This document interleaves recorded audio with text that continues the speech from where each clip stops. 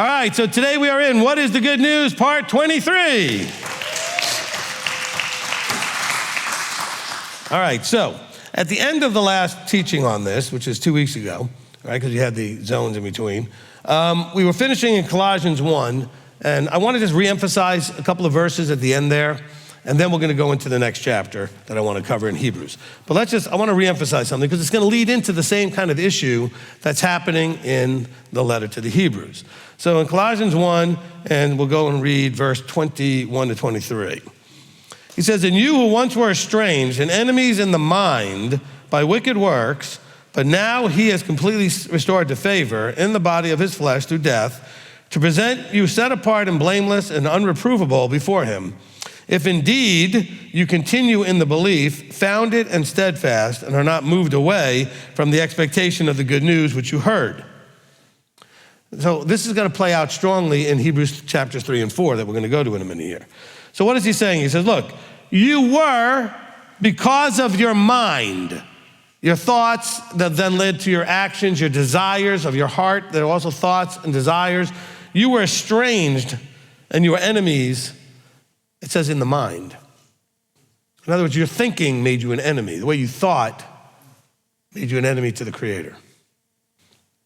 He says, however, you were restored to favor. So what does it mean to be restored to favor? He says, well, he wiped that slate clean so that you could be restored to favor. But that's just another new starting point, because then he says that all of this only plays out if, indeed, you continue in the belief, founded and steadfast, all right?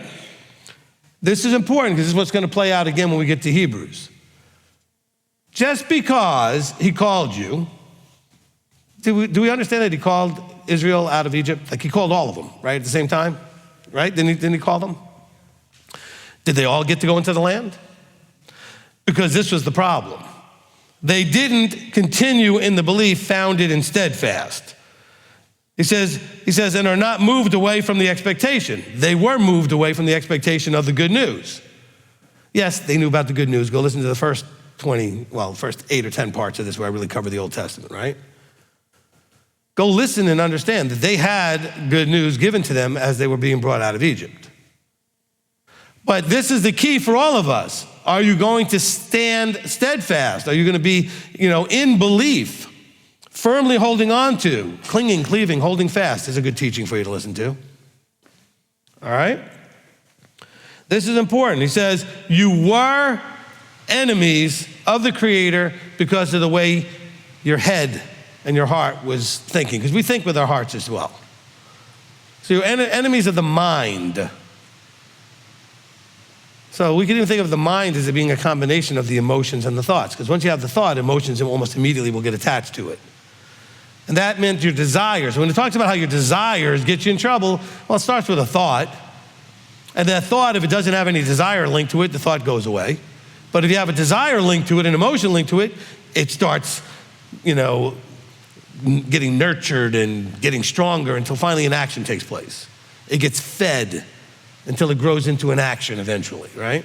Now, some of the thoughts already have enough emotion connected to it because you've had those thoughts so often that actions can sometimes happen very quickly after you have the thought.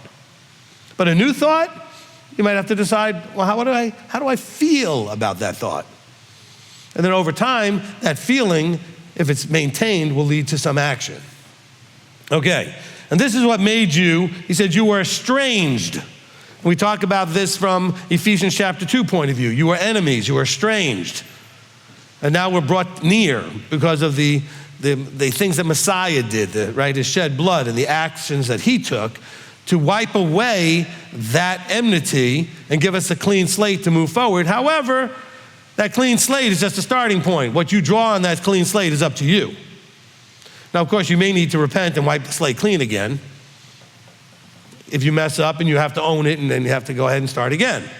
And he provides for that as well.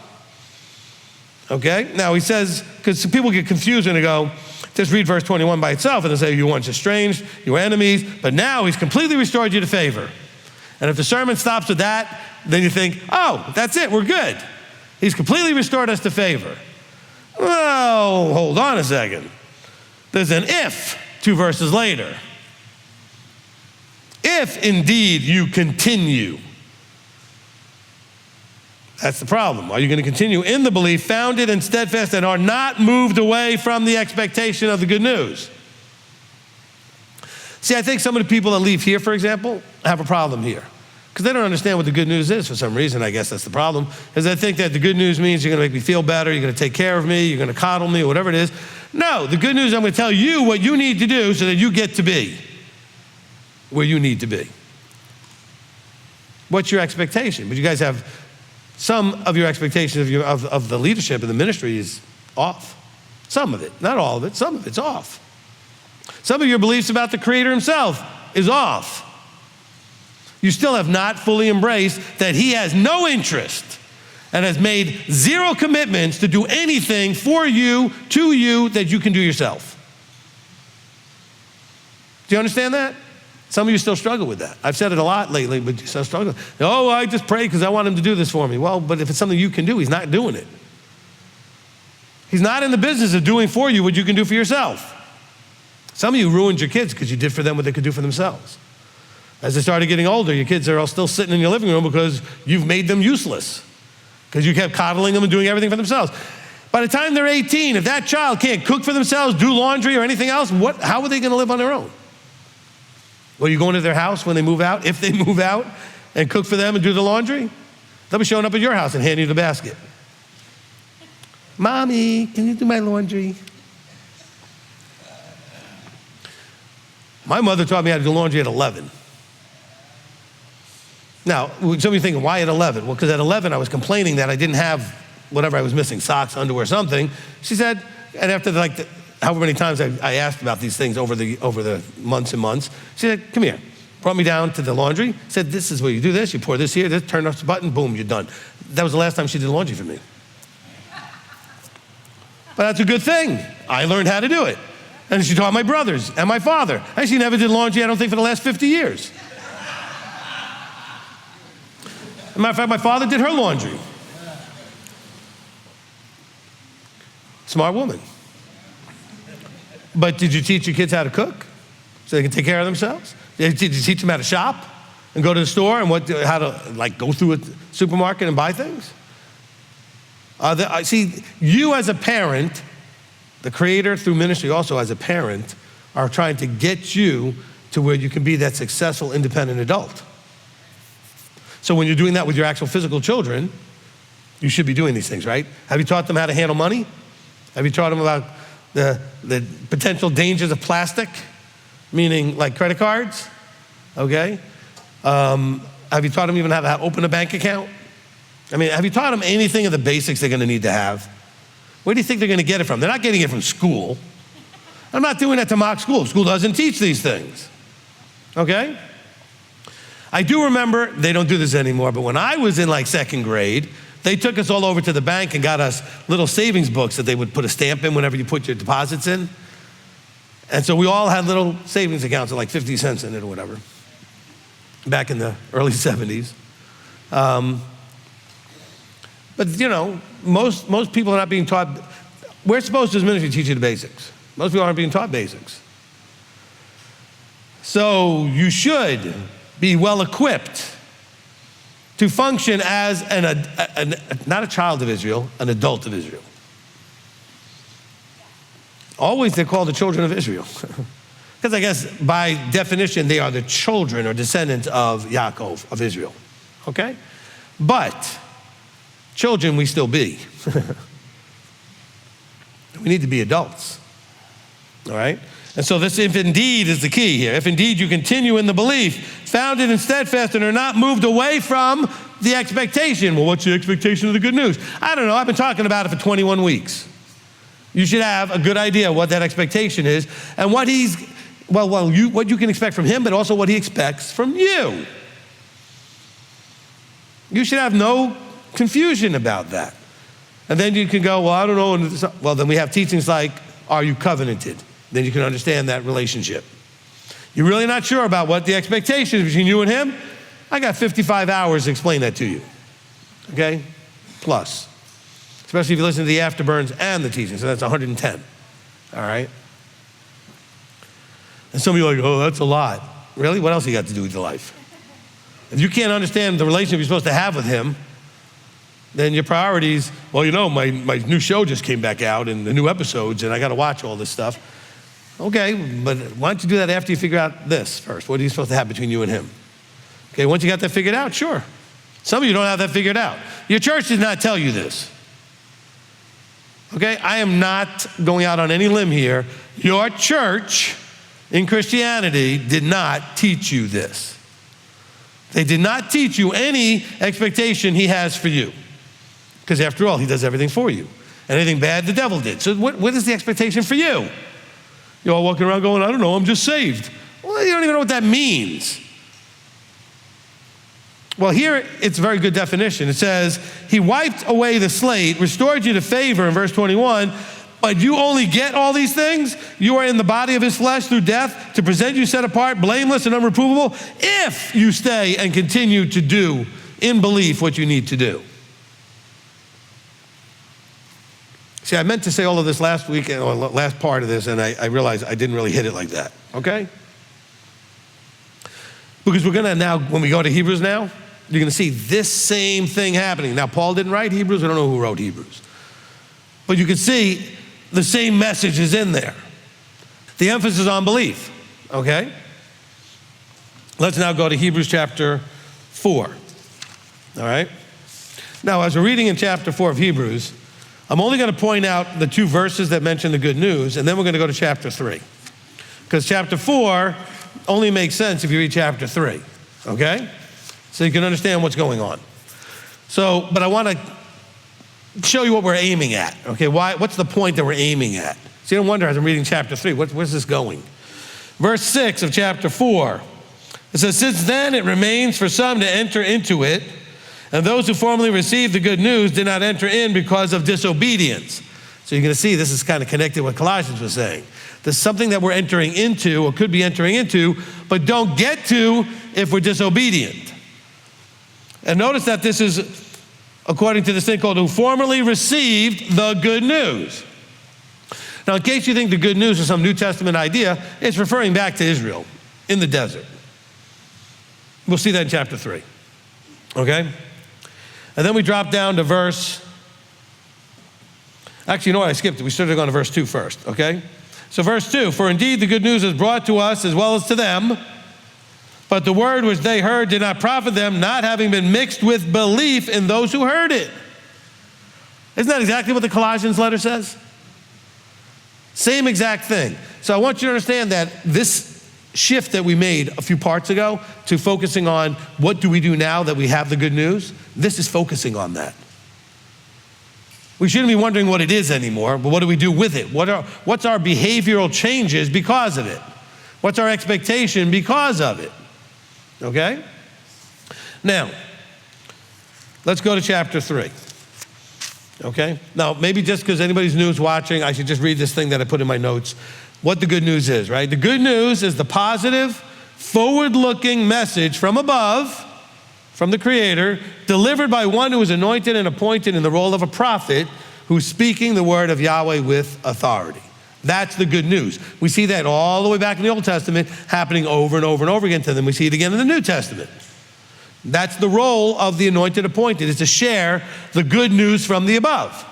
That positive, forward-looking message that's to motivate you to make the changes necessary so that you can then receive what the good news was offering. All right? All right, let's go to chapter 3, okay? Therefore, now we're not going to go back all the way into chapter 2 and 1 to say why he said therefore, okay? He says, set apart brothers, partakers of the heavenly calling. So he's telling you who he's talking to. You're supposed to be. Now, by the way, when he says this is something else Christianity messes up. This doesn't mean you are all these things. It means that you should be all these things.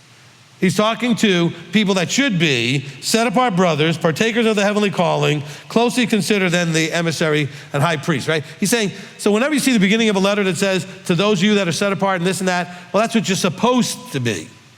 Some of you are, all of you are, hopefully at least some of the time, but are you steadfast indeed doing these things, right? In belief. He says, set apart brothers, partakers of the heavenly calling, closely consider the emissary and high priest of our confession, Messiah Yeshua, who was trustworthy to him who appointed him, as also Moshe and all his house. So look at the first comparison we're having. It's comparing Yeshua to Moshe. Now remember, this book is called what? Hebrews. It's a letter to Jews.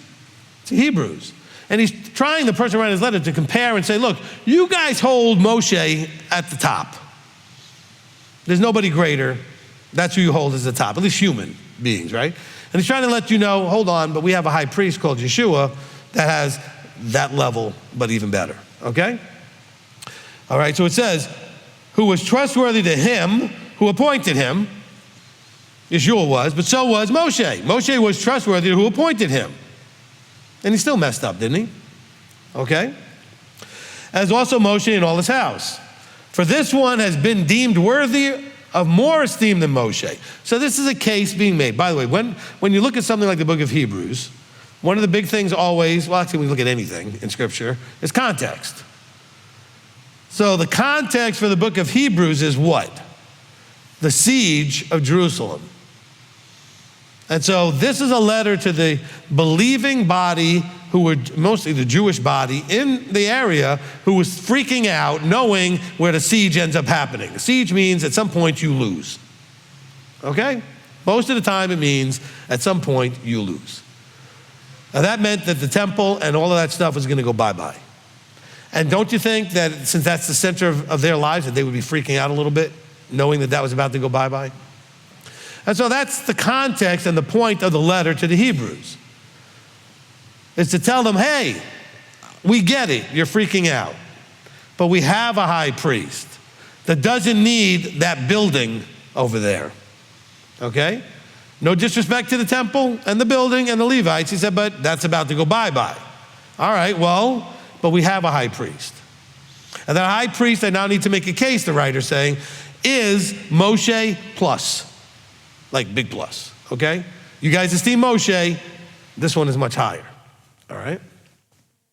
So, he says here, for this one has been deemed worthy of more esteem than Moshe, verse 3, right? As much as he who built the house enjoys more respect than the house. So he's saying, well, yeah, Yeshua built the house, okay? For every house is built by someone, but he who built all is Elohim. And Moshe indeed was trustworthy in all his house as a servant for a witness of what would be spoken later. In other words, Moshe, right, we have the verse that says that, I think it's Deuteronomy 18, where it talks about we're going to raise up one like unto Moshe. We know it's talking about Joshua and then others, but it really is pointing towards Yeshua, right? And it says, but Messiah as a son over his own house, whose house we are if we hold fast the boldness and boasting of the expectation firm to the end. So there's this expectation again. The good news is supposed to have created an expectation, okay? Not only an expectation that you're looking forward to, but an expectation that you're obligated to. You obligated yourself to this expectation that he expects from you. But notice that it says, but Messiah is the son over his own house, whose house we are if we hold fast the boldness and the boasting of the expectation firm to the end. So for all you once saved, always saved people, well, that only works if you do it all the way to the end. Go listen to the teaching, Are You Saved? Okay? You are certainly in the process of it. Okay. You've also been delivered out of a bunch of stuff up to this point. Okay? Now, so you have to be able to hold on to this firm to the end. Therefore, as the set-apart Spirit says, today if you hear his voice, do not harden your hearts as in the rebellion in the day of trial in the wilderness. So now he's talking to this Jewish community and saying, look, don't make the same mistake they made back when they came out of Egypt. He's giving a comparison here, okay? Because they hardened their hearts and they had rebellion. What's rebellion? Saying, I'm not going to do what you say. I don't believe who you are. That's rebellion. I'm not going to submit to your authority. In the day of trial in the wilderness. He says, where your fathers tried me, proved me, and saw my works 40 years. So this is the quote that it says, as the set-apart Spirit says. So look what it says here. It says, your fathers tried me, proved me. So we're going to see that come up a couple of times as I have tried me, prove me. What it means is, the Hebrew saying is that you guys examined. You tested to see how I would handle things. You were watching to see how I handle things. That's what the Father's saying. Test me, prove me. And so it was they were paying attention, observing, examining, to say, is this really the creator of the universe? Okay? He says, therefore, right, because he says, and saw my works for 40 years. He says, therefore I was grieved with that generation and said, they always go astray in their heart and they have not known my ways. We've read that in the Old Testament. Now he's trying to warn this group, which is a warning also to you, because these things are written as examples for you. So it's a warning for you. Are you one that goes astray in your heart and don't know or have a relationship with his ways? As I swore in my wrath, if they shall enter into my rest. Bad translation. Okay, we're going to fix that. That is not what it says in the Greek or the Hebrew when it's quoting from. Okay? As I swore in my wrath, they shall never enter my rest. Because otherwise it doesn't make any sense. What do you mean if they enter my rest? Well, what do you mean if? He was mad at them and he said, they shall not. How do I know this is true? Look at verse 18, which is where it explains all this. And to whom did he swear that they would not enter his rest, but to those who did not obey? The Hebrew actually has, they shall not enter into my rest, or they shall never enter my rest. Okay, just so we're clear about that, right? So as I swore in my wrath, they shall not enter my rest. Look out, brothers, lest there be in any of you a wicked heart of unbelief. Again, the same thing said to Colossians. Unbelief in falling away from the living Elohim. But encourage one another daily while it is called today, lest any of you be hardened by the deceivableness of sin. So again, the deceivableness of sin is not so much just saying, for example, the idea of, well, I'm going to go steal, and it was a sin not to steal. So it said, thou shalt not steal, so I steal. No, he's talking about sin in the form of it draws you away from what he's trying to get you to do, what his plan is, and what his what you ascribe to. Because it's deceivable. In other words, it looked good, it looked right. You thought it was him, but it wasn't him. Isn't that the whole thing that happened in the garden? Okay? He says, but you guys, watch out. He says, look out, brothers, lest there be any of you with a wicked heart of unbelief and falling away from the living Elohim. That's the warning here. He said, what can get you off to the side is this thing called the deceivableness of sin. Not that all of a sudden you want to break commandments, but this is really more about breaking submission to his authority. Because he's going to talk about disobedience again. He says, verse 14, for we have become partakers of Messiah if, he loves to tell you those ifs. See, Christianity didn't tell you about the ifs, did they? It's in all these verses, all these places, in every one of the letters in the New Testament, there's a lot of ifs. He says, if we hold fast the beginning of our trust firm to the end, which means you're going to have moments that test that to see if you're going to hold all the way to the end. While it is said, today, if you hear his voice, do not harden your hearts as in the rebellion, for who having heard rebelled? Was it not all who came out of Mitzrayim? Those who came out of Egypt led by Moshe? Well, just about. Joshua and Caleb, the only two that didn't have the problem. Okay? And with whom was he grieved 40 years? Was it not with those who sinned, whose corpses fell in the wilderness? What sin did they do? They didn't trust him. That's a sin, by the way. They didn't trust him. They didn't believe him. They believed in him. In other words, they believed he existed. They didn't believe him. He said, go into the land. 2 people believed him. Everybody else believed in him. They said, okay, we saw what you did in Egypt, we believe you. But they didn't believe him. See, Christianity taught you to believe in, not to believe him. By the way, that doesn't get you anywhere, just believing he exists. Even the devil and the demons all know he exists, okay? They all do. Everything in the spirit realm, they know he exists. But they don't believe him. They keep thinking they're going to win, they're right, they're whatever. They're not believing him, okay? As a matter of fact, wasn't that the first test in the garden? Like, do you believe what he said? That's not what he said. He didn't say that. It's not true. He's afraid you're going to get some benefit here. All right? He says, verse 18, and to whom did he swear that they would not enter into his rest, but to those who did not obey? But obey, we're not talking about that they didn't obey like, okay, they broke this commandment or that commandment. They did not trust him. Some of it was commandment breaking, like the guy gathering sticks on Shabbat, or the geniuses that went out on Saturday to gather, the Omer when it was said, no, gather on Friday, there won't be any there on Saturday. Or the ones that held over during the week and it went rotten, right? It spoiled. They didn't trust him. So disobedience came from not believing him, not trusting him. You guys struggle in your lives all the time because there are moments that you struggle is because you don't trust him and you don't believe what he said. And that's where the warning is you're going to end up just like these guys. That's a strong warning right there. It's a very stark warning. Verse 19. So we see that we are unable. Well, how far did I want to go here in chapter 3? I thought the whole chapter, I guess. So we see that we are unable to enter in. Why? Because of unbelief. Okay? Now, anywhere in here did he take away commandment keeping? No. He said, but they didn't do it with belief. There's no commandment keeping issues here. Just so we're clear. Chapter 4. Therefore, since a promise remains of entering into his rest, let us fear lest any of you seem to have come short of it. So what does it mean to enter into his rest? We're talking about the kingdom.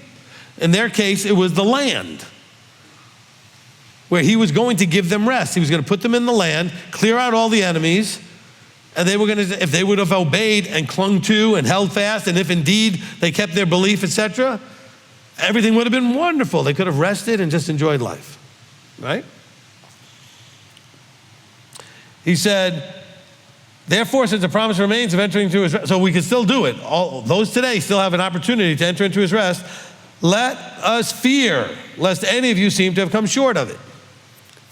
What does it mean to come short of it? Well, I think if you're doing the mechanics without belief, that's coming short of it. If you're not doing the mechanics, that's coming short of it. I don't know what to tell you with that. Nobody likes it when this subject comes up, but you know what? Now, I guess a lot of people are attacking this, and that's fine. But if you have a belief that tithing is still a commandment, are you keeping it? Do you believe that Sabbath keeping is a commandment? Are you keeping it? Are you guarding it? Are you remembering it? There are things that people are just not putting the right emphasis on. And that, by the way, especially includes the second tithe, so you can come and keep feasts, which is also a commandment. The Mikra Kodashim, they're holy convocations, set apart times, okay? He said, for indeed the good news was brought to us as well as to them. So this is for all you guys in Christianity were never told this. It was there in your book. You read it in Hebrews if you read Hebrews. But you wanted to focus on how this is all a new thing with Messiah. You didn't focus on all the other stuff that was said in Hebrews. It says here, they had the good news as well as us today. That's what the writer's saying. So this good news is not just the good news of Messiah coming, preaching, healing people, doing miracles, then dying and being resurrected. That is part of it, but that's all you know in Christianity. But wait a minute, it says the good news was brought to us as well as to them. Wow. They had the good news. By the way, he's been talking about those guys in Mitzrayim that came out in Mitzrayim. A long time before this is written in Hebrews, right? So he goes, but the words which they heard did not profit them, not having been mixed with belief in those who heard it. Okay? So that's again where you're going to have to look and examine yourself. Are you mixing your behaviors, in other words, your halacha, you're walking out the Torah observance with belief? Believing that it's the right thing to do. Believing and trusting that in doing it, it helps transform you. believing that the one who gave the instruction knew better than you do as to why you need to do it. Okay? For we who have believed do enter into the rest. As he said, as I swore in my wrath, they shall not enter my rest, and yet his works have come into being from the foundation of the world. So again, that word if, again, bad translation in the ISR, they shall not. Verse 4, for somewhere he has said thus about the seventh day. And Elohim rested on the seventh day from all his works. And this again, if they shall not enter my rest, since then it remains for some to enter into it, and those who formerly received the good news did not enter because of disobedience. He's saying they shall not because they were disobedient. You can still, because it's still available. And what's he compare it to? The Sabbath. So all you guys who use Hebrews as this big authority, there's nowhere in here that's talking about Sunday worship. But he's saying the Sabbath is this beautiful picture of the ultimate rest that we're looking forward to, where you cease from your labors and your worldly struggles and all those other things, and you have this peace and this time that you have with the Creator. So he's saying, look, Elohim rested on the seventh day, verse 4. It says, so it remains to enter, for some still to enter into it. Some. Are you going to be one of the some? Or are you going to be one that says, at the rest of the verse, where it says that those who formerly received the good news did not enter because of disobedience? See, a lot of people think, oh, I'm a Christian, so I'm in the rest. That's not true. Okay? The rest is to be entered in at the end. By the way, the journey from Sinai was to the land, where they struggled mightily. Now, they got there eventually. Not the same people that left, though. We're talking about something that the journey is to an ending point, not now, okay, I'm in the rest. Now, there is some peace that you get that goes beyond understanding as you walk this out, as you believe, and as you trust in him. But that's not the rest he's talking about here necessarily. He's talking about ultimately, okay? And he's saying only some are going to make it because the rest are going to be disobedient. They're not going to make it because of disobedience. Well, that's scary. That should make you a little nervous. All right. He again defines a certain day, today, saying through David so much later, has been written, today, if you hear his voice, do not harden your hearts. Okay? He says, do not harden your hearts. By the way, that whole if, thing where it says, it says in my wrath, if they shall enter my rest, that's quoting from Psalm 95. And we can even read that, verses 1 to 11.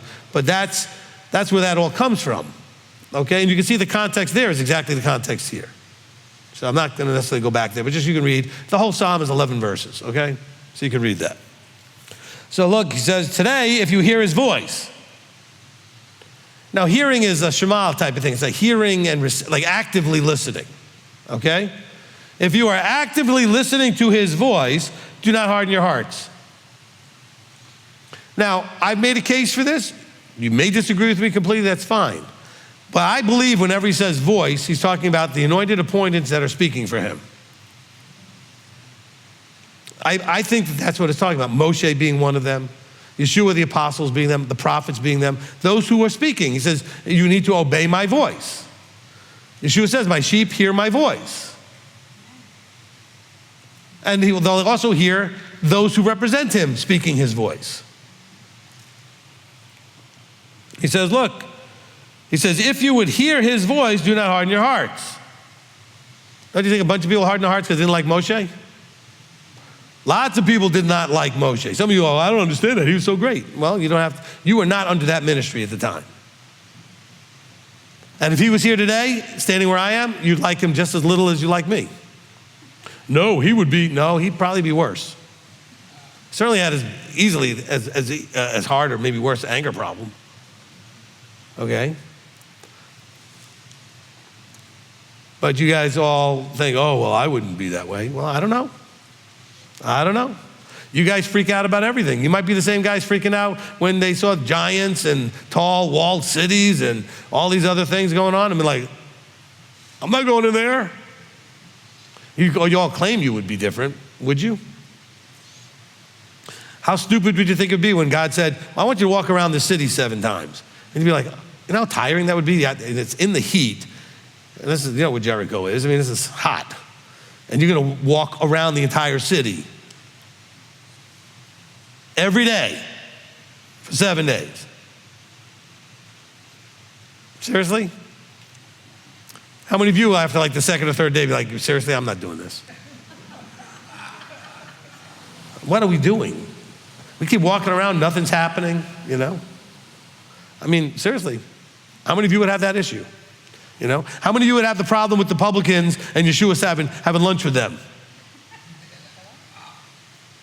Because I watch you judge each other like, do you know that they hang out over here and they went and did this with that person? I was like, really? Seriously?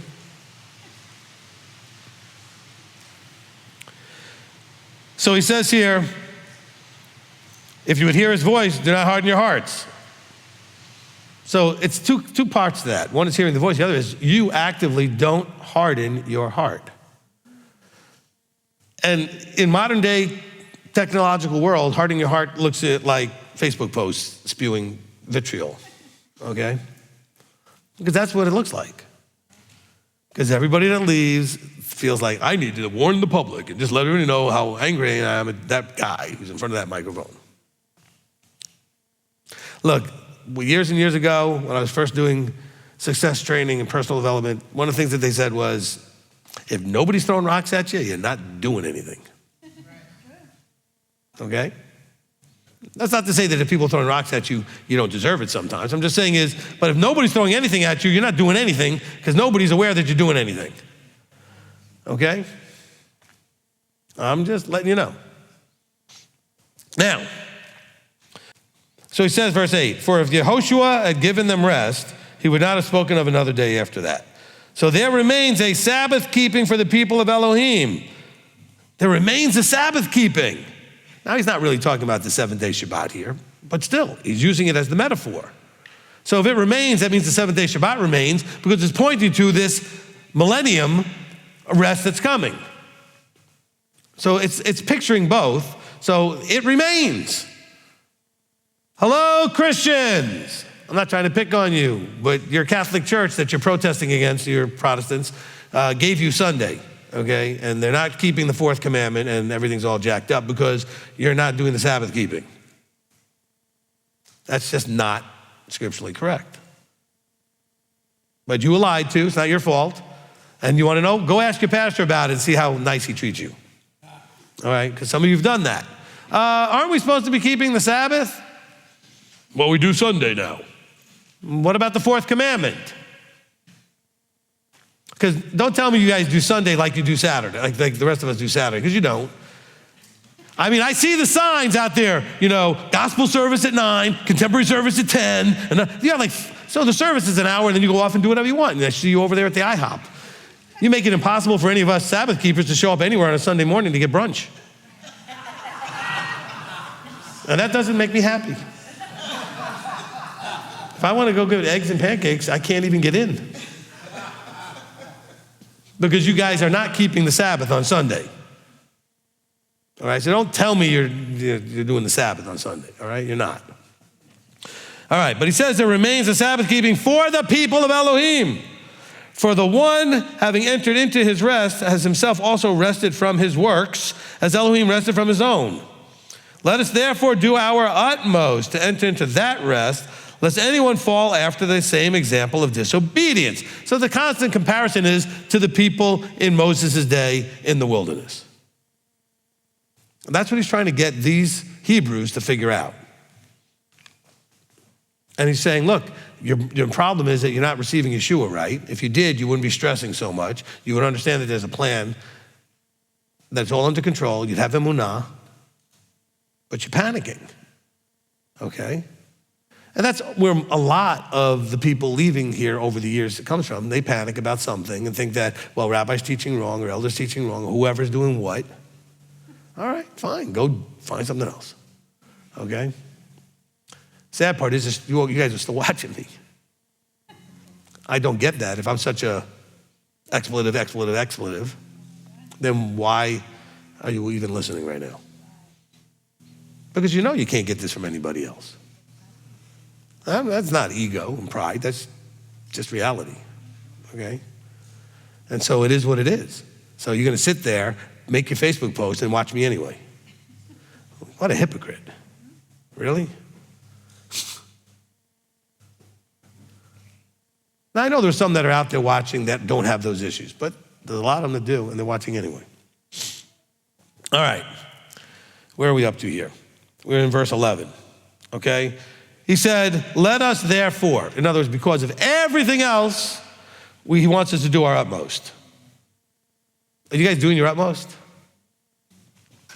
Are you putting in that level of effort to do the things that he says to do, and to not do what he says not to do? Are you doing your utmost? Utmost means you're leaving nothing in reserve. You've put it all out there. In sports it said you didn't leave anything on the field. You just put it all out there, all right? Everything, you didn't leave anything on the bench, nothing back in the locker room. You put everything out there. So let us therefore do our utmost to enter into that rest. So that rest comes from what? Belief, obedience. Am I guessing wrong? Literally, that's what he said in Colossians and all through chapter 3 and 4 here in Hebrews. This rest is entered into through belief, obedience. All right.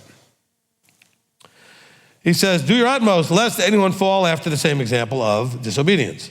For the word of Elohim is living and working and sharper than any two-edged sword, cutting through even to the dividing of being and spirit and of joints and marrow, and able to judge the thoughts and intentions of the heart. Ooh. All right. So verse 12, I put in my notes, to explore the ministry's role in facilitating this to some extent. Is that, maybe you don't think that, but I read that and thought, considering he's talking about his voice earlier, he says, the word of Elohim is living and working and sharper than any two-edged sword, cutting through, even dividing of being and spirit and joints, etc., able to judge the thoughts and intentions of the heart. Where does the ministry fall in that? When you come and counsel and you don't like what we say because it makes you actually deal with you or face you, or is uncomfortable because isn't that separating bone and marrow, the whole thing, what it says here? Spirit and joints and marrow and everything else, able to judge the problem in your thinking. It says the thoughts and intentions of the heart. Well, that money that you told me that I need to use to take care of my own problem, I was already planning to do something else with that. It happens. Okay, I don't think there's anybody that's had any sense of wanting to have things done in their future that gets to like my age and hasn't had money many times, the money they thought would be for something go away, right? You know what I'm talking about? You were saving away money to buy a house or to buy a property, to buy this or do a bit, invest in somewhere, and then all of a sudden something came up and the money went away. Anybody know what I'm talking about? Okay? But I'm just asking the question, is there a role of the ministry in facilitating this to some extent? The idea of cutting like a sword, dividing of the being and spirit of joints and marrow. And that's when you come to us and we make you look at you. And we pull away all the BS. Okay, if you don't like letters of the alphabet, sorry. All right? But you clear out all of that stuff, and then you have to look at the reality. And guess what? Very few of you like that. Some of you appreciate it. Well, I shouldn't say that. Some of you appreciate it immediately. Some of you appreciate it later. But a lot of you don't like it at all. And then you get all mad at us, and all of a sudden we're the worst thing since ever invention, and then you yell and blame us. Doesn't matter what kind of relationship we had before that. We stepped over a line. What line? I don't know. Let's see. We were cutting with the sword and separating the being and the joints and the marrow, and that's what we did. Okay? One of the things that Yahweh requires of you, I don't know that it says it in a verse I can point to specifically off the top of my head, but you know what he requires of you? To own your actions and your thoughts and your choices. But you want the ministry to bail you out. You want God to bail you out because you pray for him to just bail you out. Don't you? Come on. Don't you just call it, just take away this thing, blah, blah, blah, blah, blah. And then you get mad at him when he doesn't give you a yes and doesn't do it. And he's not going to do it if it's something you can do. He's just not going to do it. What's the point in that? What is the point of even doing what you can do? But you won't. You just don't want to do it. You're unwilling to do it. So then why should he be willing to do it? Because you want to be enabled. You want the creator of the universe to codependent with you. That's what you want. You're looking for him to be codependent with you. Then you come to us and think we're going to be codependent with you. That ain't happening. Then you get mad at us.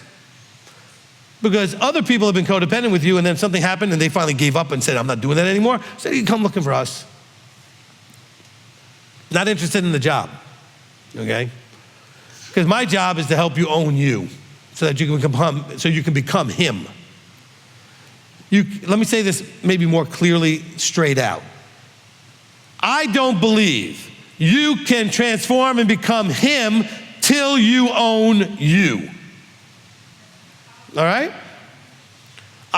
That's me. I'm owning it as me. I don't believe. I believe Scripture backs it up. I don't believe you can transform into him in any real way until you own you. All right? And then, you know what? Do the world a favor. If we show you and it pisses you off, just go cry somewhere by yourself and stop trying to ruin everybody else's day. Okay? Why do you have to do that? Because you know what? It doesn't bother me, but what happens is, and by the way, when you put it out on Facebook, I don't get to see it anyway. I don't have Facebook. But everybody starts sending us texts and emails. Did you see what so-and-so posted? Does Rabbi know? Rabbi doesn't care. And no, I don't know until someone tells me. And then I sit there going, it's sad. Because there's always people I know I helped a lot. But why? What do you think you're accomplishing?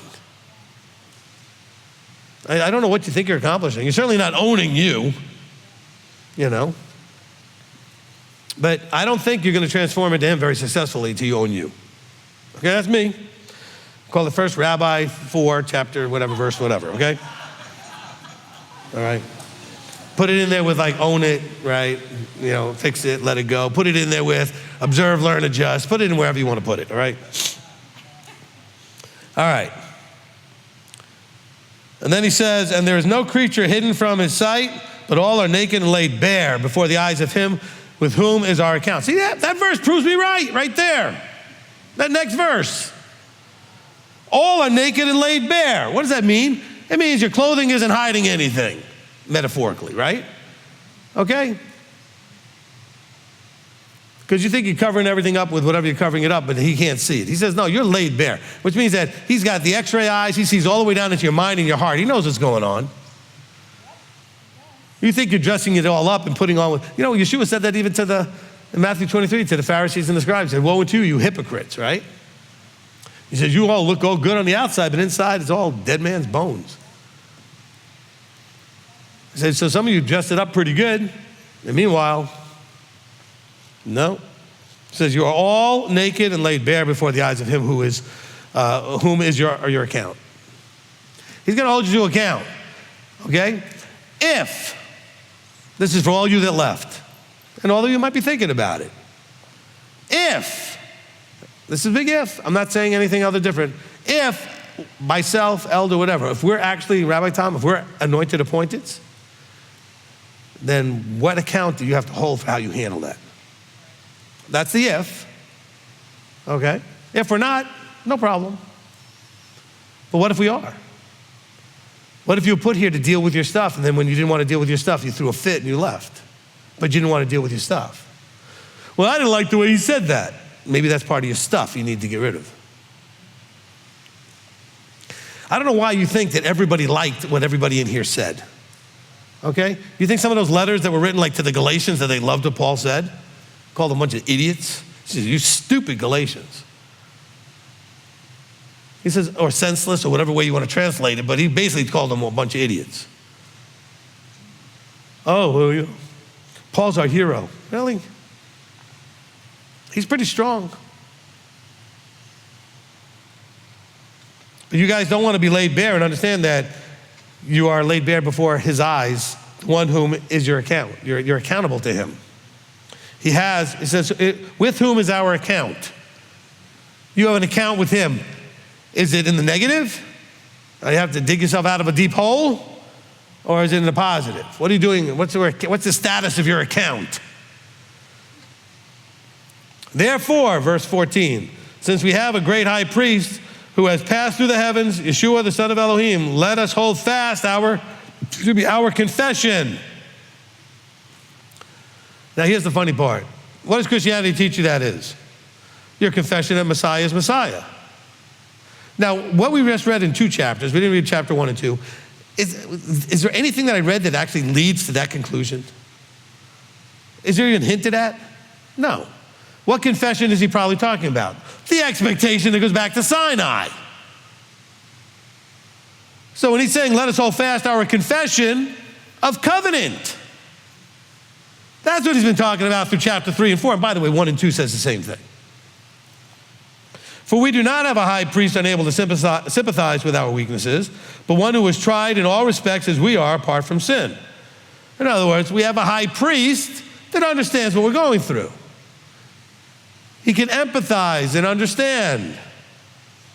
And he sympathizes with our situation. But he's not going to coddle you. He goes, I can empathize and sympathize with that. I understand that struggle, but I also understand that, I don't know, when they were scourging me and spitting on me and calling me names, I just took it. I didn't say anything. I didn't get on Facebook and say how mean these people were. You know. Man went to his own town and he was like basically run out of town. They didn't receive him at all. He didn't do any healings, any miracles. You don't see him crying out to the town crier newspaper, whatever they had back then, and saying, well, you know, these people were just. He's able to empathize with us. He says, look, but you got to do what you can do. I did it to show you it can be done, and I did it under way worse conditions than you'll ever deal with. Okay? You know, the Romans did crucifixion because it was one of the most brutal ways and shameful ways to die. Okay? It was meant to be this ultimate way to shame someone in public and torture them to death over a long period of time. That's why they had to pierce him, you know, to be able to get him down because the sun was going down, etc. They get him out of there because he wouldn't have been dead just sitting there crucified. You die of asphyxiation because you can no longer hold yourself up so you can breathe. So as you keep dropping down, you just can't breathe. So that's what you die of, you suffocate. And that takes a long time, and that's a painful death. Because you don't just stop breathing and die. I mean, it's less and less and torture and pain and whatever. Yeshua went through worse than anything you can imagine. You know, when they were whipping him, they had little hooks on those straps that would just rip literally chunks of skin out of him every time they whipped him. And did he say one word? No. You know, but Rabbi was mean to me. Oh my gosh, really?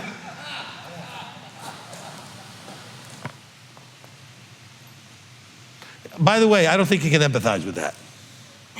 And I'm sure he has no sympathy for it either. He's like, seriously? With all the things that you could be dealing with in your life, you spoiled little thing you? Well, I didn't like the words he used. Well, are you a mature adult or what are you? We do have a high priest that understands these things. Therefore, verse 16, let us come boldly to the throne of favor in order to receive compassion and find favor for timely help. Okay, you're going to come boldly. Listen now, this come boldly is not the only thing and first thing he said. After all of the holding fast and clinging to and sticking with, then he says, come boldly to the throne of favor in order to receive compassion in your situation you're going through and find favor for timely help. In other words, when you've done all. He didn't say just, hey, we got a high priest. I mean, you could just started, okay, in verse 14 and thought, oh, well, you know, Christianity probably does. Start in verse 14 and just say, hey, look, then come boldly before the throne and he'll help you with whatever you need. What about the rest of chapter 4 and chapter 3? Is that relevant to what we're learning about here? Or are we supposed to just ignore all that? There's no significance to that? Seriously? We need to have the right context here. Look, and I'm sorry. Well, I don't know how I was going to go with that. I was going to say I'm sorry that there's really hardly anybody out there that will tell you this stuff straight out. I wish there was more. So I'm certainly not all these people write to think I'm like some raging egomaniac. No, I know what I do, and I also know what everybody else does, and I just don't see anybody else doing it. And so, which is why you guys still watch, even though you're still writing your nasty Facebook post, but you watch anyway. Some of you watch to see if I'm gonna call you out. Well, I did, there you go. And in some way, that makes you mad. In some way, it strokes your ego. I got to him so much, he called me out. No, I'm letting everybody know, basically, you don't want to go in that direction. What is that showing in terms of you being laid naked and bare before the Elohim who you're accountable to? Okay, what are you showing? Are you showing that you're like a 7th grader? I mean, what are you, 14? Come on, really? But that's some of you acting like. Rabbi was mean to me. And I probably wasn't, but you thought I was, because I didn't do what you wanted. And you didn't get the words you wanted to hear. I didn't say yes to what you wanted to yes to. And then you know what? Some of you get just as mad now with Elder because he does the same thing. And then you try to go around him and he says, why? He said, Rabbi's going to just tell you the same thing. So you can take it from me or you can go to Rabbi. Rabbi's just going to say you're going to. For some reason, when it comes out of my mouth, it hurts more. I don't know. It has a different tone to it or something. Because Elder does it with some different level of smile or something. I don't know.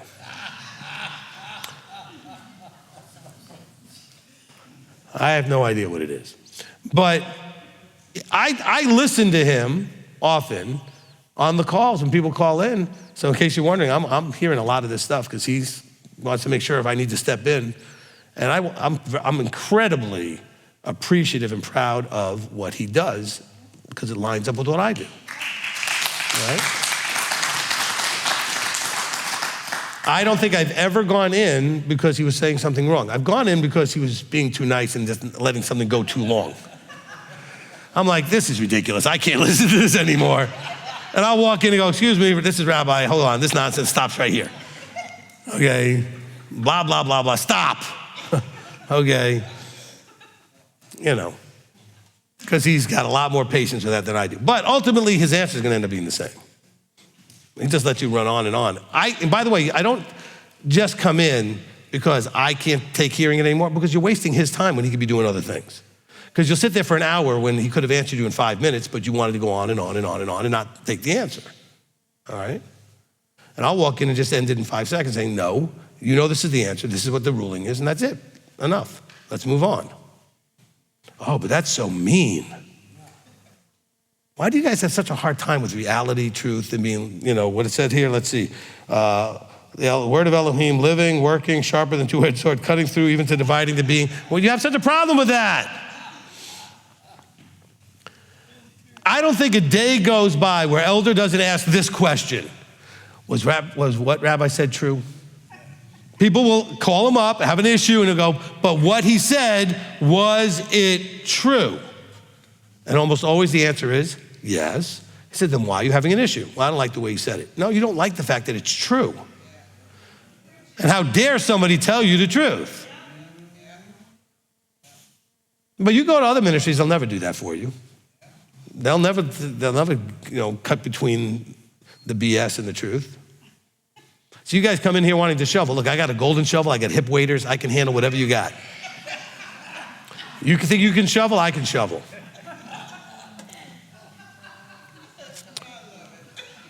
And you know the old saying, you can't blank a blank? Okay? I've been there. You're not pulling one over on me. Elder's been there, you're not pulling one over on him either. Okay? You guys start throwing it and shoveling it, and we're like, come on, really? You think we don't know what you're doing? Okay? Then some of you are already mad. He didn't use the bad words, but he put the blanks in there. Well then, if you don't know what those words are, then it was just blanks. You know. There was no bullets, it was just firing blanks. So, you know, sorry. Do you not want the person in front of the microphone to be a real person? Okay? Because I can tell you that I've been in services in other places for years and years, like all of you did at times, and I saw a lot of very plastic people come up and do their little plastic job, and I would have no idea who they were or what kind of real person they were, because they just got up there with their suit and their tie and did their little polished thing with their pre-written notes and all that other stuff, and there was no reality to that. They were just the polished little show they wanted to put on for everybody. I'm the same here, there, anywhere you find me, okay? And, I'm gonna only be real with you guys, which is funny because some people find me for the first time and they get all excited about that. They'll go to me, Rabbi, don't you ever change. I said, I've been doing this for 25 years, I'm not changing, all right? Ask Uncle Bob. Matter of fact, he'll tell you I'm nicer now, okay? Okay? When I was 35 or 36 doing this, I was a little bit more full of vim and vigor, I suppose. I don't know. What do you think? What was that?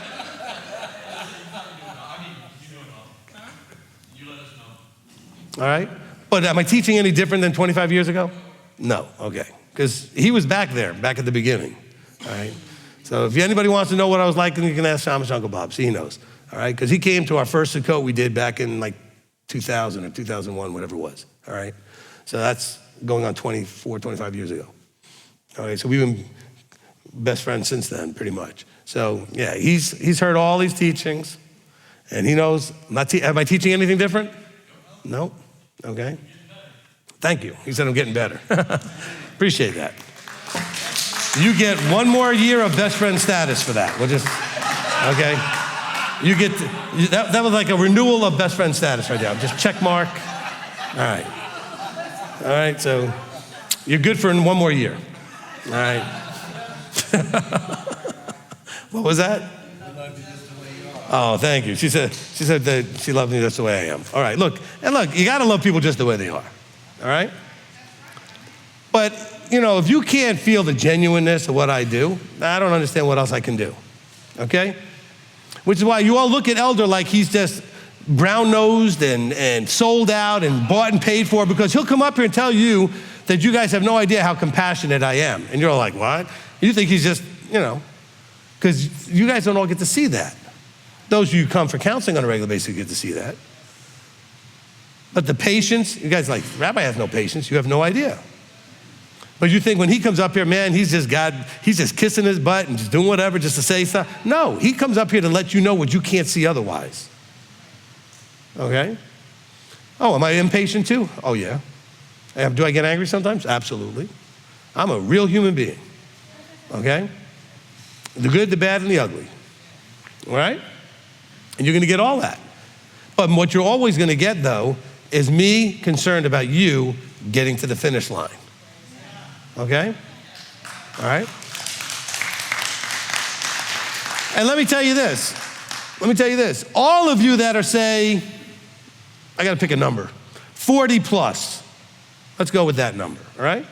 Everybody that's 40 plus and your life is not where it should be, it's because you had nobody to tell you the truth to look in the mirror until now, okay? Nobody cared enough to tell you, hey, let's fix this problem. Let's work this out. Nobody cared enough to tell you the truth, which is why you're 50 years old, 60 years old, and all screwed up, and you're like, because nobody told you the truth for all those years. Or you weren't willing to hear it, all right? Look, I'm gonna say something, and you don't have to like it or agree with it, but I could be wrong, but everybody I know that came for counsel and did what we gave them got good results, all right? Everybody, okay? You know who didn't get good results? The ones who didn't do what we said. Because when they come in, and the results aren't there, we're like, well, wait a minute, hold on. Didn't we give you guidance? Oh, yeah, I didn't do that. Oh, well, that's why you're still having a problem. I mean, maybe this time you want to try doing what we said. We give you guidance because we know it works. That would be sort of a thought. You might want to try that, right? Okay? So, in Hebrews chapter 3 and 4, and this thing with Colossians, we're going to end with this. I want you to see that all of this with the good news is now tying together for the whole series of the teachings from the Old Testament into the New. It was about this forward-looking, positive expectation, but also a forward-looking, positive expectation of the above towards you. The Creator has a positive, forward-looking expectation about you. He expects you to be able to do all these things. He expects you to make it, to hold and cling and just cleave to Him, right? But He's also expecting you to handle a sword when it comes slicing through all your nonsense. Because that's really what happens. You come at us and you start spewing nonsense, and we just have a shield and a sword and it just knocks everything out of the way and said, okay, nice try, not happening, right? Okay, because you try. And then you'd be like, but, and you want to tell your backstory. I said, I don't need the backstory. It has nothing to do with the problem. The backstory is what your justifications, that's how you justify your actions. Because of my backstory. Well, the backstory, if you keep focusing on it, is why you're never going to get there. How about we create a new story? Let's get rid of the backstory and let's go forward with the new story. Can we do that? All right, amen? All right, Father, we come before you, and Father, we really appreciate that you inspired these writers and these letters to be in this book so that we can have these examples to learn from, and we can have clarity of understanding of what you expect from us and what we can expect from you, and that we can understand the full understanding of the good news, so we can have the fullness of what you intended with the good news, and that we can get and glean from it what you're expecting us to do with that good news, and how that's supposed to change us, inspire us, so that we transform into you. So, Father, we want to thank you and praise you for all that you've given us, and that you would continue to encourage us that we can make it, and we can do these things, and we can hear those words that we want to hear and enter into your rest. You know, in the well done, what's the end of that sentence? Enter into the rest of your master. See, it's connected. All of these things are actually connected, locked right in there, right? Well done, good and trustworthy servant, enter into the rest of your master. This is what it's talking about here in Hebrews. But that parable is not in Hebrews, in the Gospels. That all ties beautifully together. Do you think maybe the writer of Hebrews already knew about that parable? Of course. By the way, that also goes back to Psalm 95, who was mentioned. Already goes back to other places that he also would have been familiar with. You know, because it's in Psalm 95. It's right there. Maybe we'll just read that here at the end. I didn't even finish the prayer. I just went into teaching him. He understands. Father, let me read this song. Come, let us sing to Yahweh. Let us raise a shout to the rock of our deliverance. Let us come before his face with thanksgiving. Let us raise a shout to him in song. For Yahweh is a great El, and a great sovereign above all mighty ones, in whose hand are the depths of the earth. The mountain peaks are also his. His is the sea, for he made it, and his hands formed the dry land. Come, let us bow down and bend low. Let us kneel before Yahweh our Maker, for he is our Elohim, and we are the people of his pasture and the sheep of his hand. Today, if you would hear his voice. So he said all that great stuff. People could just read that and be like, oh, yeah. Wait, no. This is only true, he said, today, if you would hear his voice. Because now look what he says. Do not harden your hearts as in Meribah. Remember that? Okay, there was a little rebellion. He says, as in the day of Massa in the wilderness, when your fathers tested me, examined me, proved me, though they saw my work. In other words, they still weren't believing what they saw and what they experienced. See, some of you still don't get that either. If you're here and have been here for a while and actually have tasted of what we can do here ministry-wise, how do you not? You've already tested and examined and proved. What is it that you need? Well, but you know, that was the first 15 things I asked you. Then the last thing, you didn't do what I wanted, so now you're garbage. That's really what keeps happening. You know, we're the best thing ever until we're not. And the only difference was we said no. Or we made you look in the mirror or something that you didn't like. He says, for 40 years I was grieved with that generation and said, they are a people who go astray in their hearts and they do not know my ways. They don't have a relationship with my ways. As I swore in my wrath, they shall not enter into my rest. Okay? Don't you want to enter into his rest? Father, we want to enter into your rest. And Father, we'll complete this prayer with just appreciating you so much for giving us this message. And we're going to come before you in the authority of your Son, Yeshua, our Messiah. And together we're going to say amen and amen. Amen.